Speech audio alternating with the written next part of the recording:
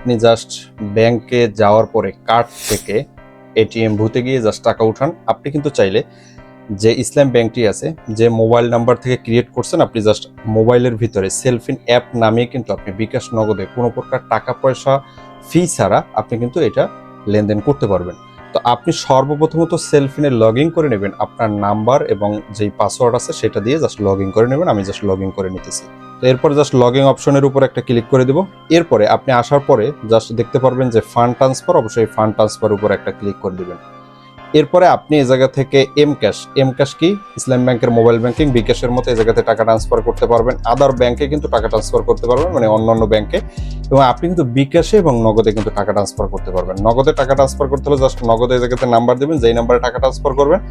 বিকাশে ট্রান্সফার করতে হলে জাস্ট বিকাশের উপরে জাস্ট একটা ক্লিক করে দেবেন। এরপরে জাস্ট আপনি এই জায়গাতে একটা বিকাশ নাম্বার দিয়ে দেবেন। তো এই পেজে আসার পরে অবশ্যই নাম্বারটা দেওয়ার পরে জাস্ট একটা পেজ আসবে। এই পেজে আসার পরে আপনি উপর থেকে দেখতে পারবেন যে সেলফিন অ্যাকাউন্ট কার্ড এবং এম ক্যাশ। আপনি যেই জায়গা থেকে টাকাটা ট্রান্সফার করবেন বিকাশে জাস্ট সেইটা সিলেক্ট করে দিবেন। এবং কার্ড এটাও ইসলাম ব্যাংকের, এম ক্যাশ এটাও ইসলাম ব্যাংক। আপনি যে কোনো জায়গা থেকে কিন্তু টাকাগুলো ট্রান্সফার করতে পারবেন, কোনো প্রকার ফি নেবেন। আপনি হয়তো এই পেজটা দেখতে পারবেন না, কারণ এই পেজটা কোম্পানি থেকেই জাস্ট দেখানোর জন্য যারা অনুমতি দেওয়া হয়নি আর কি। তো জাস্ট আমি অ্যাকাউন্ট থেকে ট্রান্সফার করলে জাস্ট উপর থেকে দ্বিতীয় নম্বর অপশনটা জাস্ট সিলেক্ট করে দিব। এরপরে আপনি অ্যামাউন্টটা লিখে দেবেন। আমি জাস্ট আমার অ্যামাউন্টটা লিখে দিতেছি।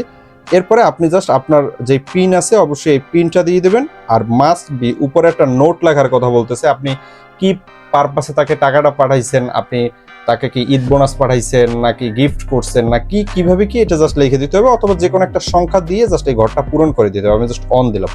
এরপরে জাস্ট সাবমিট অপশনের উপরে ক্লিক করতে হবে। আচ্ছা, সর্বনিম্ন কিন্তু আপনার এই জায়গা থেকে মানে আপনারা 50 টাকা ট্রান্সফার করতে পারবেন। এই লিমিটটা জাস্ট বলে দিলাম। এরপরে জাস্ট সাবমিট অপশনের উপর ক্লিক করে দিবেন। এরপর দেখতে পারবেন এই ধরনের একটা পেজ আসবে। আশা করি এটা জাস্ট আপনারা দেখতে পারবেন। জাস্ট এই জায়গাতে যদি আরেকটা বিষয় খেয়াল করেন, আমি যে টাকা পাঠাইতেছি কোনো প্রকার ফি কাটবে না, জায়গাতে কোনো প্রকার ফি কাটা হয় না। জাস্ট কনফার্মের উপরে জাস্ট একটা ক্লিক করে দিতে হবে। দেখতে পারতেছেন আমার টাকাটা কিন্তু এই জায়গাতে সাকসেসফুলি ভাবে আমি যাকে পাঠাইছি টাকাটা কিন্তু ট্রান্সফার হয়ে গেছে। এবং যে ব্যক্তিকে টাকাটা আমি পাঠাইছি সেই ব্যক্তির নাম কি সেটাও কিন্তু এই জায়গাতে দেখে আপনারা ভেরিফাই হয়ে নিতে পারবেন যে আপনি কাকে মূলত টাকাটা পাঠিয়েছেন। এবং বিকাশ নগদ কার নামে খোলা সেটাও কিন্তু এই জায়গাতে চেক করতে পারবেন, তার ভোটার আইডি কার্ডের নাম কি, এবং এটাও কিন্তু এই জায়গাতে জাস্ট চেক করতে পারবেন। আশা করি ইন টোটালি বিষয়টা ক্লিয়ার হয়েছেন। দেখাবো অন্য কোনো ভিডিওতে। অবশ্যই ভালো থাকবেন। আসসালামু আলাইকুম।